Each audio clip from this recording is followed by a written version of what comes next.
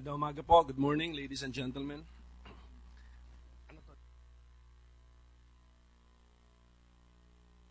The seventh hearing on proposed Senate Resolution number 826 is hereby called to order.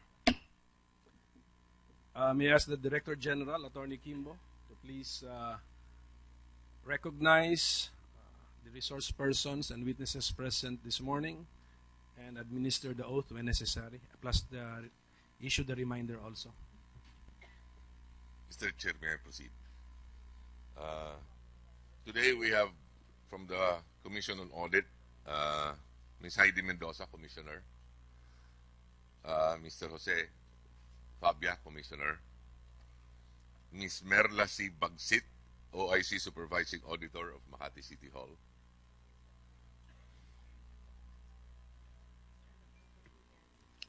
Mr. Alexander Juliano, also of COA,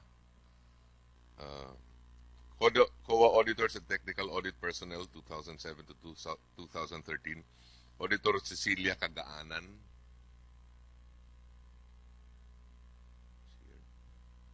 Is she here? Please join us, ma'am. Go ahead, Attorney Kimbo. Engineer Saldi Lavaro, Engineer Roldan Menciano, Engineers Flora M. Ruiz, Ricardo R. Custodio, and Rosalina Prestosa. We also have Mr. Ernesto S. Mercado, former Vice Mayor of Makati, Engineer Mario U. Echanova, former Department Head, General Services Department, Government of the City of Makati, Attorney Renato Bondal, Mr. Nicolas Ching Enciso VI, and for Hillmarks, Attorney Paig. Kindly take your seat, please. From Cuervo Valuers. Excuse me, Attorney Kimbo. Is Attorney Paig here? Okay, thank you. Mr. Federico C. Cuervo, President and CEO. From Mana Architecture and Interior Design, Mr. Orlando M. Mateo, Principal Architect and Partner, is represented by Mr. Carlo Mateo.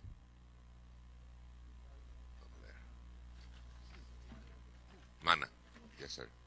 So, is there anyone here whose name I have not mentioned? And those who are here for the first time, kindly stand and raise your right hand for the oath. Do you swear or affirm to tell the truth, the whole truth, and nothing but the truth in this proceeding? Thank you. You may take your seats. And the chairman has instructed me to remind those who have previously taken their oath that you are going to testify on the same oath. Thank you, Attorney Kimbo. I was able to talk to Senator Soto earlier this morning, who made a manifestation on behalf of himself and Senator Sonasan, Ejercito, and Binay, that their request is that the hearing this morning be suspended until the jurisdictional challenge is raised before and resolved by the Mother Committee, headed by our regular chairman, Senator Gingona. So, but I clarified with him that is this a motion or a manifestation, and he said it is only a manifestation, so no ruling is necessary. So the records will bear the manifestation as I have stated just now. So, Senator Cayetano. Mr. Chairman, after your preliminary remarks and administrative matters, may I say something on that manifestation? No, my plan for today is actually to finish all issues regarding the Makati City Hall Parking Building 2. I'm glad that Hillmarks is here and Mana also is represented here. But Attorney Peg, are you ready to answer questions calling for details about the construction of the Makati City Hall Parking Building 2? Costing, etc.? I'll try the best I can, Your Honor. You have people behind you with the materials. And of course, we have our technical audit specialist here because we'll go through all the 5 phases. So we will try to at least close that issue so we can, the subcommittee can start writing the report as to that particular issue. The allegation that the Makati City Hall parking building 2 is overpriced, plus the related issues raised in the hearings. So may we ask Mr. Chairman, before that. Senator Cayetano? Yeah.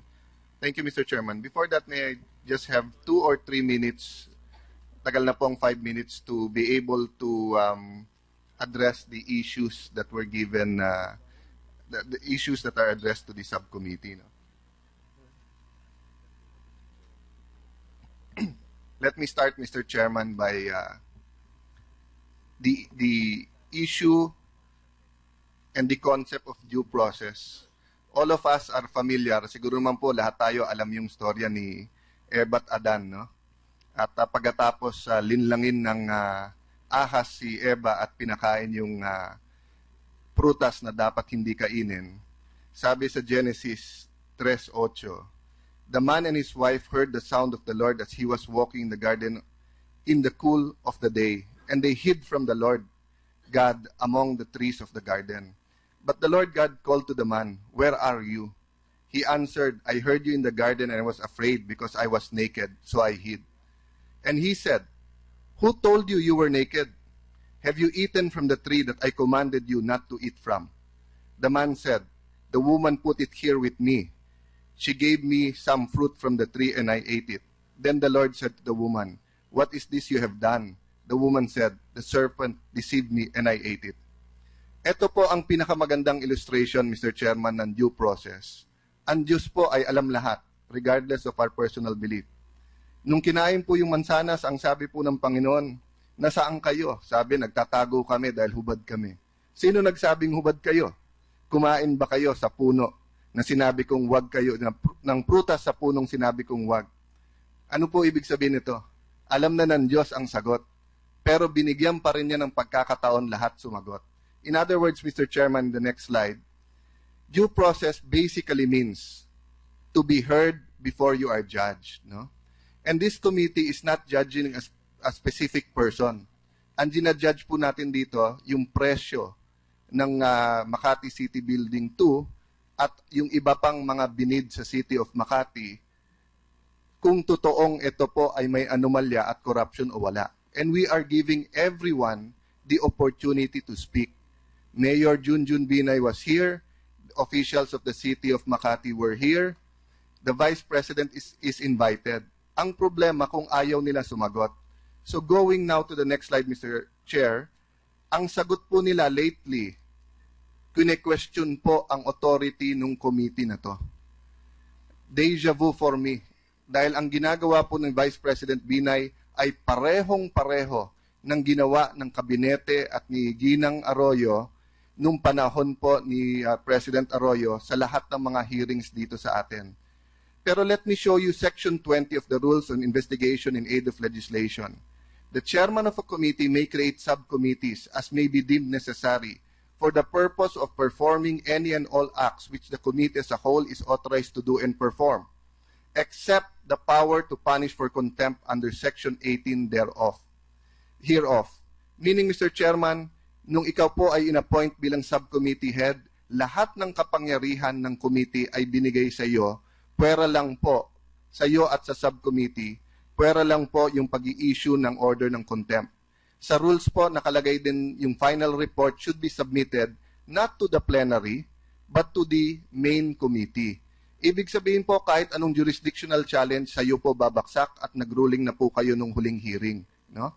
Ang masakit po dito, habang dinidelay itong hearing na to, sunod-sunod po ang reports namin ng mga hinaharas, mga inooperan, at mga witnesses na sinasabing wag na kayo mag-testify. In fact, if you look at this hall, nawala bigla ang mga taga-Makati. Ang sabi po, they will fully cooperate. But every time may isa silang sagot tungkol sa kahit anong issue na susundan po ito ng katuklasan natin na may iba pang anomalya sa kanila. So in the next hearings, Mr. Chair, I will ask that we require that the city officials, the budget officer, the administrator continue to be with us. To put to rest that issue, Mr. Chair, and go to the last two issues I want to discuss. Ito po ang sinabi ni Vice President Binay pagkatapos ng ating last hearing. Ito po ay nasa abscbn.com, no? Ang sinabi po niya na yung testimonya daw ng ating mga witnesses ay mere allegations kasi hindi daw na cross-examine. Nailagay din po to sa inquirer.net. Kino-quote niya po ang dating Chief Justice Renato Puno na sinasabing allegation without cross-examination is not evidence but mere allegation. Very quickly, Mr. Chairman, again, the definition of oral or written, the definition of testimonial evidence is oral or written assertion offered in a court as proof of the truth of what is being stated. Section 20 Rules of Court, except as provided in the next succeeding sections, all persons who can perceive and perceiving can make known their perception to others may be witnesses. Very clear, Mr. President, na pwede yung testimonya ay nakasulat o pwede po sila magsalita dito at basta't may kapasidad silang to perceive and they can be perceiving, ibig sabihin po, nakakarinig, nakakakita, natitikman, basta't po yun ang testimony nila, tatanggapin po ng kahit anong korte sa ating bansa. Ano naman po ang cross-examination? Sabi po ng Black's Law Dictionary, the questioning of a witness or party during a trial, a hearing, or deposition by the party opposing the one who asked the person to testify in order to evaluate the truth of a person's testimony, to develop the testimony further, or to accomplish any other objective. The interrogation of a witness or party by the party opposed to the one who called the witness or party upon a subject raised during direct examination, the initial questions of a witness or a party on the merits of the testimony. Sa madaling sabi, Mr. Chairman, ang ginamit salita dito, interrogation o interrogasyon sa Tagalog or pagsisiyasat. Ibig sabihin po, pag nandito po ang hallmarks para sabihin hindi overpriced, yun po ang direct testimony nila. Ang kahit sino mang senador na magtatanong sa atin, ang tawag natin hindi cross-examination kung hindi clarificatory questions, sisiyasatin natin kung nagsasabi ba ng totoo ang hallmarks o hindi. So having said that, Mr. Chair, yung next po na slide, mismong Supreme Court sa Diaz versus Sandigan Bayan, GR number 101202, March 8, 1993, ang nagsabing, his testimony at the joint fact-finding investigation conducted by the Senate Blue Ribbon Committee and the Ombudsman panel was given under oath and provide a sufficient basis for the Ombudsman to investigate his charges. Ano pong ibig sabihin? Kahit sino pong law student ay may alam na ang cross-examination ay epektibo para lumabas ang totoo. Kahit sino pwede po magsabi ng kahit ano. Pwedeng sabihin dito, ako ang pinakagwapong tao sa buong mundo. Pero sa cross-examination, makikita mo kung nanay mo lang nagsabi nun o kung totoo pa lang ikaw ang pinakagwapo sa buong mundo. But it is not the cross-examination that makes it evidence. It is the opportunity for cross-examination that makes it more credible. Ibig sabihin po, kung magsasalita ka, pero press con lang o speech o media, pero ayaw mo naman tanungin ka, paano pa niniwalaan yan? Pero kung haharap ka dito, papayag ka na kahit sino sisiyasatin ang sinasabi mo, dun po makakahusga ang komite at ang publiko kung sino nagsasabi ng totoo. Pati po ang COA nandito mamaya. Sa kanilang proseso po, pag may findings sila, meron pong conference pagkatapos yan. At kahit may findings na po sila, tatanungin pa rin nila sa ahensyang meron silang adverse findings na sumagot bago gumawa ng final. So lastly, Mr. President, Mr. Chairman, ito po ang sinabi ng ating kagalang-galang na Vice Presidente. At tuwing may pagsubok, hindi ako aatras, hindi ako umaatras, ako ay laging lumalaban. We respect that, Mr. Vice President, pero huwag ka magtago. Ang ibig sabihin ng tuwing may pagsubok, hindi umatras, sumasagot sa issue, hindi panay press con at panay speech lang. Let me reiterate, Mr. Chairman, that there's an open investigation for the Vice President to come here. Pero kung siya po'y natatakot o siya'y umaatras sa laban dito sa Senado, pwede naman tayo ang pumunta sa Koko Palace. Pwede naman po siya mag-ayos doon at ilagay niya supporter niya doon sa Coconut Palace po, kung saan ang kanyang opisina, at pwede naman pong punuin niya ng supporters niya. Pero sa huling slide po ay pinapakita natin, ito po ang iba't ibang mga nag-witness dito. Kung ang tingin po ni VP Binay na sila'y nagsisinungaling, I will move to suspend the rules na siya mismo, dahil sabi niya ay matinik daw siyang abogado at siya daw ay human rights lawyer, siya mismo po ay mag-cross-examine sa lahat ng witnesses na pumunta dito. Pero payagan din naman niya tayo dahil siya ang mayor ng Makati nung ginawa itong mala anomalya o alleged anomalya na i-cross-examine din siya. Lastly, Mr. Chairman, let me just put on the record, no? I do not know why when Pulse Asia came out with its survey, all of the analysts, including the spokesman ng Vice President, said that Cayetano did not go up in the survey, therefore they should not investigate.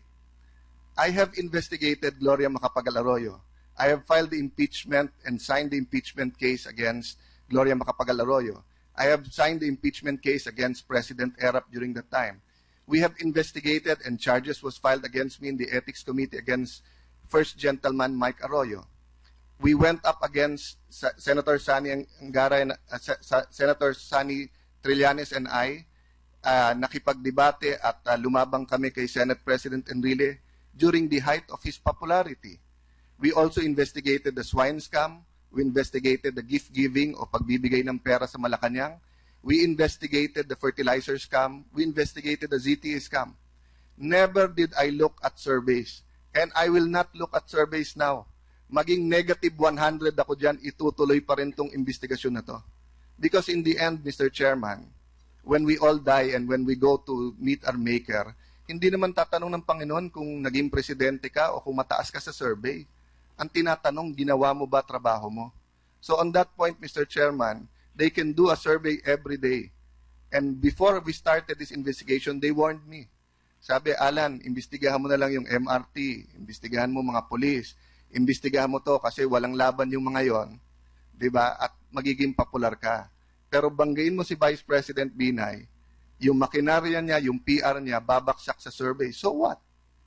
We cannot get rid of corruption in this country unless we investigate regardless of the consequences. So, Mr. Chairman, let me reiterate my support to your subcommittee, and we will continue to do this as long as we are searching for the truth, and the truth will bear us out in the end. Thank you, Mr. Chair. Thank you, Senator Cayetano. May I ask now the Director General to report to the subcommittee who were issued subpoenas and received the said documents and who are not present today.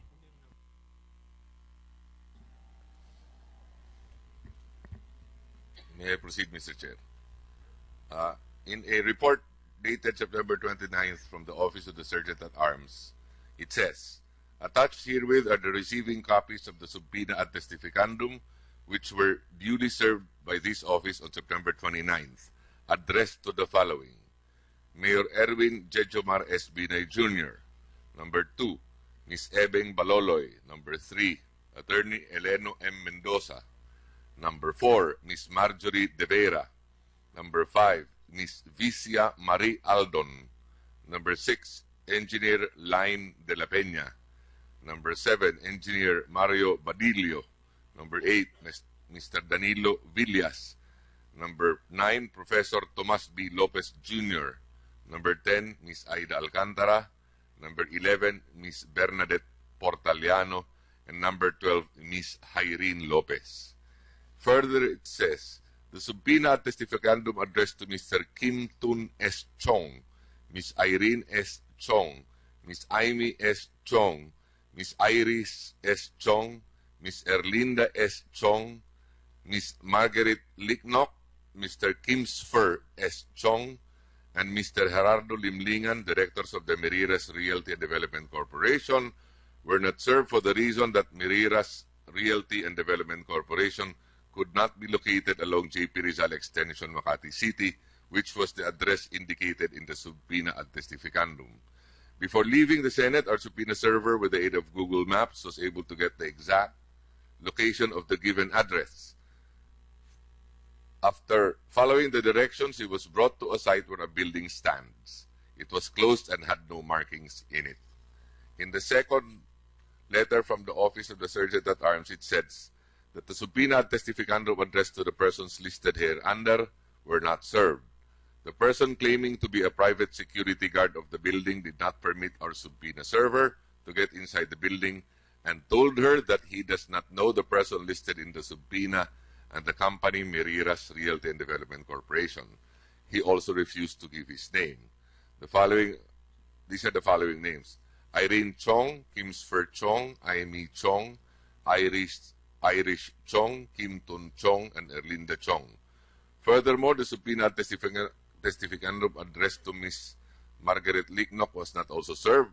According to Mr. Raymond J. Raimundo, the building administrator, there is no Merira's Realty and Development Corporation leasing in their building in his 16 years of service in that building. That's all, Mr. Chair. Thank you, Attorney Kimbo. Mr. Chair, may I Senator make a Cayetano? proposal that as far as Mr. Limlingan is concerned, no, who in my description is the Napoles of the Binays, no, if the testimonies here are to be believed. Pero lahat po ng address na papuntahan natin, sinasabi bigla na wala siya doon. May I make a proposal that we write to the SEC, to the Securities and Exchange Commission, dahil tad-tad ng pangalan niya yung iba't ibang korporasyon at meron address doon. At pangalawa po sa BID or sa Bureau of Immigration. And doon po ay kunin natin yung address at padalan po ng subpoena. Pangalawa po, i-publish na po natin yung pangalan niya. Kasi napaka-absurd, Mr. Chair, kung papayagan natin na lahat ng bibigyan ng subpoena, susulat lang po ang manager or yung kasambahay or kung sino man nandun sa bahay para sabihin na hindi na siya dun umuwi at pagkatapos ay makakaligtas siya. No? I think masyado pong malaki, masyado mabigat ang allegation sa kanya na hindi niya sagutin dito mismo. And remember, he's an officer of these corporations, and these corporations are registered under law. So if there are no objections, Mr. Chair, I'd like to propose that, no? That the Secretariat or the Chairman write the SEC and BID, get the addresses, send the subpoena there, but at the same time, we publish his name together with the subpoena requiring him to be here on October 8th in our next hearing.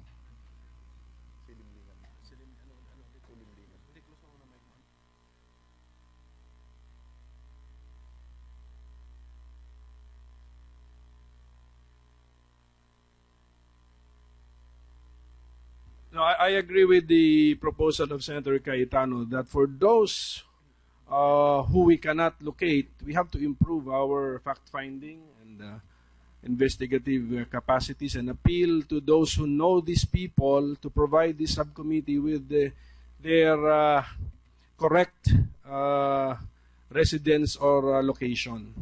But as far as subpoena by publication, can we defer action on that proposal and study the matter further, Senator Cayetano? Mr. Chairman, this is my point. I will adhere to your decision. Let me just explain. This is not a case wherein hindi sila doon nakatira or hindi natin alam ang address. All the addresses that our staff or our servers have gone to, no, are actually registered address nila. Nagtatago talaga. So, in the past, kapag ka yung titulo ay nasa pangalan ng tao or yung address niya ay nandun na sa SEC registration or sa registration ng kumpanya, ibigay mo lang doon, that would be sufficient. Afterwards, we issue a show cause order pagka hindi sila nagpakita and then order to arrest. In this case lang, ang ginawa nila, instead of hindi lang sumasagot, sinasabing hindi na dito nakatira. But katulad po ni Mr. Limlingan, no? Nasa core group ni VPB na yan, parating kasama yan, at regular ang meeting niyan.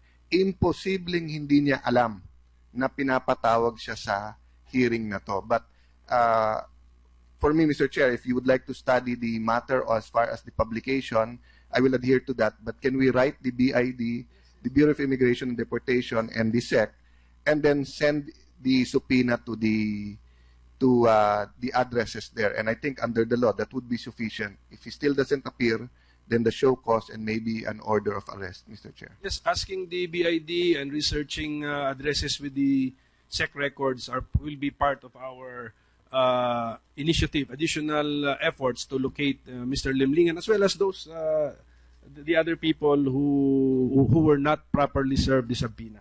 But as of the moment, we will have to react based on the report given to us by our process servers. Senator Trillanes. Thank you, Mr. Chairman. Just following through dun sa ni-raise po ni Senator Cayetano, si Vice President Binay ang may alam kung nasaan si Mr. Jerry Limlingan. As you mentioned, kasama yan niya sa mga meetings. Jerry Limlingan has been joining meetings along with the Vice President. They're everywhere. So, sa akin nga, kailangan tatanungin. Siguro yung mga kasama natin sa media, tanungin nila kung ano ba yung relationship ni Jerry Limlingan with the Vice President. Para on the spot. Tapos, kung talagang lumalaban siya, hindi siya umatras, i-encourage niya na umattend ng hearing natin. Ano? So, well, I believe we have exhausted enough, and this is my opinion, yung paghanap sa kanila, and it's time to take this thing to the next level. Of course, without trampling upon their individual rights, pero kailangan makompel natin sila na pumunta rito. If not, eventually ma-issuehan sila ng warrant of arrest.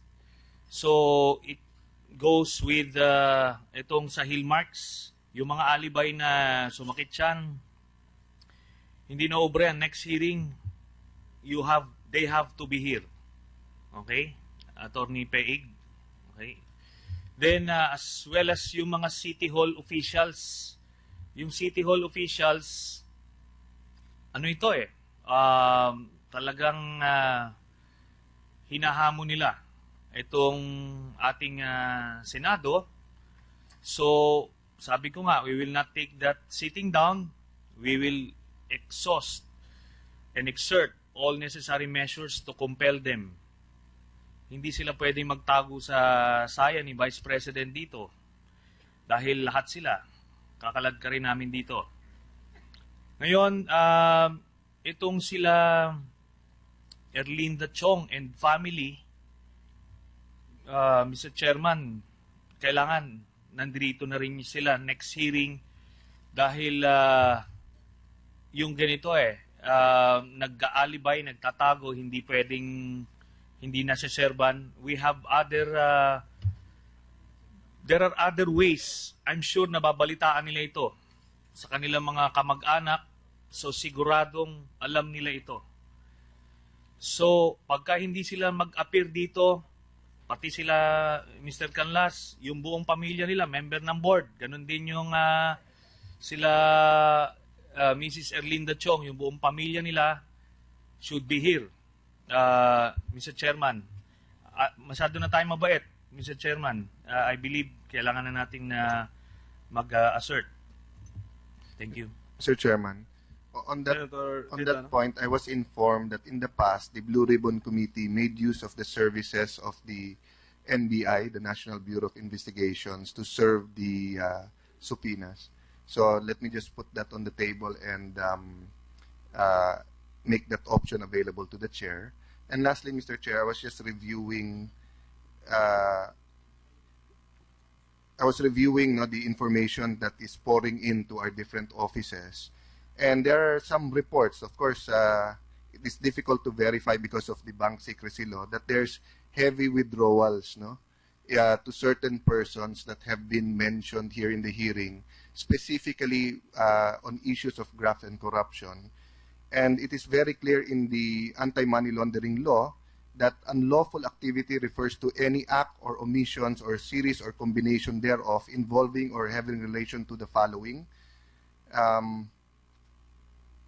Section 3, paragraph B, C, E, G, H, and I of Republic Act 3019 as amended otherwise known as the Anti-Graft Law and Corruption Practice Act, and the Plunder Law under Republic Act number 7080. Therefore, Mr. Chair, may I also move that in the next hearing we call the Anti-Money Laundering Council to be able to see whether they have been monitoring this hearing and whether they've been monitoring the bank accounts of the people that have been mentioned only as regards to the unlawful activity, which is the plunder and graft and corruption. I think the head is the executive director. Well, they have an executive director, but they also have a board. No? The executive director is usually the one who attends this hearing. Let us issue a subpoena to the executive director of the Anti-Money Laundering Council. Invitation only, because definitely he will come here. So for our October 8th hearing. Okay, so before I act on the information that some people have received this subpoena but are not here, I see Attorney Claro Certeza seated there. Do you want to say something, sir? Good morning, Your Honors. We would like to request that we be recognized just to make a manifestation, Your Honor. Go ahead, sir. Your Honor, please, yesterday we filed a manifestation with motion to the Blue Ribbon Committee as a whole, Your Honors. This was brought out by the fact that we read in the media that Senator Gingona was saying that he was not aware of our jurisdictional challenge. So what we did, Your Honor, is file a manifestation and attach to that the jurisdictional challenge that we filed earlier, Your Honors. Now, given this development, Your Honors, we would like to respectfully request that pursuant to Section 3, that we defer the hearing today, Your Honors, considering that Section 3 clearly states that when there is an existing jurisdictional challenge, then such challenge must be resolved by the committee, Your Honors, please. So with due respect to this subcommittee, Your Honor, we are asking that the matter be brought before the committee as a whole, and that in the meantime, we just defer, Your Honor, the inquiry pursuant to the rules of the Senate, Your Honors. Thank you, Panyero, for your manifestation. It is already noted. So for those, you want to say something? Senator Trillanes? I'd like to ask Attorney Certeza, Mr. Chairman, anong basis ng jurisdictional challenge? Your Honors, we enumerated several grounds po. Just on record, para lang malaman ng publiko, ano yung basis nyo, bakit pinapahinto, bakit nyo china-challenge yung jurisdiction itong subcommittee na ito? Ang isa pong ground na nire-raise namin doon, Senator Trillanes, is the fact that this investigation appears to be not in aid of legislation anymore. At sinasabi po namin ito because as we observe in the proceedings, it all started with an investigation on alleged overprice of building, Your Honors, which is Makati City Hall Building 2. But as the hearings progress, Your Honors, we have been subjected to so many issues already regarding alleged overprice of cakes, alleged overprice of other buildings, accumulation of antiques, Your Honors. And we believe at this point, Your Honor, the mayor does not know anymore what the issues are pending before this committee. Okay, una-una, Attorney Certeza, he doesn't need to know at all. No? Tapos, pangalawa, ang ibig mo sabihin, kunyari may ma-uncover kami na anomalya na naka 1 billion outside dun sa Makati City Hall parking building, hihinto namin. Is that what you're saying, Attorney Certeza? No, Your Honor, Okay. because No, okay. if there is Now, an issue... Attorney Certeza, let me continue. Dito sa Section 20, nabasa mo ba ito? Itong delegation Yes, of Your authority? Okay. Nakalagay dito, the chairman of a committee may create subcommittees as may be deemed necessary for the purpose of performing any and all acts which the committee as a whole is authorized to do and perform, except the power to punish for contempt. So in short, yung authority ng isang committee na delegate na dito. So, ito hong ginagawa nyo, alam mo yan, Atty. Certeza, if you're worth that expensive suit you're wearing, alam mo that flimsy yung inyong basis. At wala, for that matter, wala nga basis at all. At in fact, ang ginagawa nyo lang is paano ihinto itong hearing natin dahil hindi nyo na masagot. Diba? Nung una sinasabi, bring it on. Bring it on. So ito. Pangalawa, political lang yan. Wala yan. Kung wala ito, kung hindi kayo affected, then dapat wala kayong, hindi nyo nire-raise yan. So ano na ba ngayon yung linya? Politika or masakit na kaya kailangan ng ihinto? Ano ba yan, Atty. Certeza? May I respond, Mr. Chair? Ay, hindi na lang. Si Chairman na lang. Actually, this is already not in accordance with the rules. Council is not allowed really to argue with the subcommittee. But we have noted your manifestation, and it is filed with the chairman of the Blue Ribbon. So we will not act on that because he has to act on that. Mr. Chair. Okay, Mr. Chair, just as another request, please, if your honors will agree that if the proceedings will proceed today, that the objections of these representations be put on record only, Your Honor. Yes, it's now captured by our recording system and already transcribed. Mr. On Chair, that note, thank you very Thank you. much, Your Honor. Mr. Chair, Go ahead, Attorney Kimbo. Engineer Saldi Lavaro, Engineer Roldan Menciano, Engineers Flora M. Ruiz, Ricardo R. Custodio, and Rosalina Prestosa. We also have Mr. Ernesto S. Mercado, former Vice Mayor of Makati, Engineer Mario U. Echanova, former Department Head, General Services Department, Government of the City of Makati, Attorney Renato Bondal, Mr. Nicolas Ching Enciso VI, and for Hillmarks, Attorney Paig. Kindly take your seat, please. From Cuervo Valuers. Excuse me, Attorney Kimbo. Is Attorney Paig here? Okay, thank you. Mr. Federico C. Cuervo, President and CEO. From Mana Architecture and Interior Design, Mr. Orlando M. Mateo, Principal Architect and Partner, is represented by Mr. Carlo Mateo.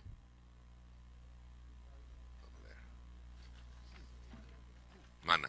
Senator Cayetano. Yeah. Thank you, Mr. Chairman. Before that, may I just have 2 or 3 minutes, tagal na pong 5 minutes, to be able to address the issues that were given, the issues that are addressed to the subcommittee. No? Let me start, Mr. Chairman, by the issue and the concept of due process. All of us are familiar, siguro naman po lahat tayo alam yung storya ni Eva at Adan, no? At pagkatapos linlangin ng ahas si Eva at pinakain yung prutas na dapat hindi kainin. Sabi sa Genesis 3:8, the man and his wife heard the sound of the Lord as he was walking in the garden in the cool of the day, and they hid from the Lord God among the trees of the garden. But the Lord God called to the man, "Where are you?" He answered, "I heard you in the garden, and I was afraid because I was naked, so I hid." And he said, "Who told you you were naked? Have you eaten from the tree that I commanded you not to eat from?" The man said, "The woman put it here with me. She gave me some fruit from the tree, and I ate it." Then the Lord said to the woman, "What is this you have done?" The woman said, The manifestation. So no ruling is necessary. So the records will bear the manifestation as I have stated just now. So, Senator Cayetano. Mr. Chairman, after your preliminary remarks and administrative matters, may I say something on that Go ahead. manifestation? No, my plan for today is actually to finish all issues regarding the Makati City Hall Parking Building 2. I'm glad that Hillmarks is here and Mana also is represented here. But Attorney Pig, are you ready to answer questions calling for details about the construction of the Makati City Hall Parking Building 2? Costing, etc.? I'll try the best I can, Your Honor. You have people behind you with the materials. And of course, we have our technical audit specialist here because we'll go through all the 5 phases. So we will try to at least close that issue so we can, the subcommittee can start writing the report as to that particular issue. The allegation that the Makati City Hall Parking Building 2 is overpriced, plus the related issues raised in the hearings. So, may we ask... Mr. Chairman, before that. Magandang umaga po. Good morning, ladies and gentlemen.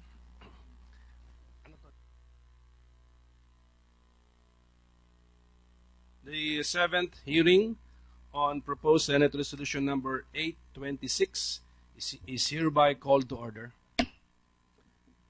May I ask the Director General, Attorney Kimbo, to please recognize the resource persons and witnesses present this morning and administer the oath when necessary, plus issue the reminder also.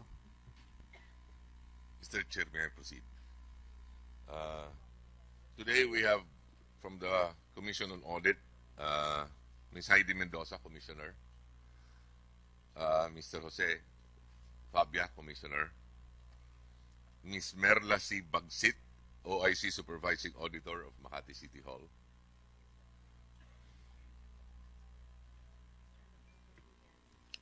Mr. Alexander Juliano, also of COA,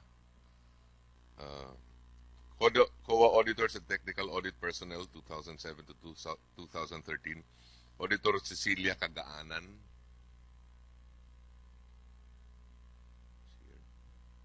Is she here? Please join us, ma'am. Yes, sir. So, is there anyone here whose name I have not mentioned? And those who are here for the first time, kindly stand and raise your right hand for the oath. Do you swear or affirm to tell the truth, the whole truth, and nothing but the truth in this proceeding? Thank you. You may take your seats. And the chairman has instructed me to remind those who have previously taken their oaths that you are going to testify on the same oath. Thank you, Attorney Kimbo. I was able to talk to Senator Soto earlier this morning, who made a manifestation on behalf of himself and Senator Sonasan, Ejercito, and Binay, that their request is that the hearing this morning be suspended until the jurisdictional challenge is raised before and resolved by the mother committee, headed by our regular chairman, Senator Gingona. So, but I clarified with him that is this a motion or a manifestation, and he said it is only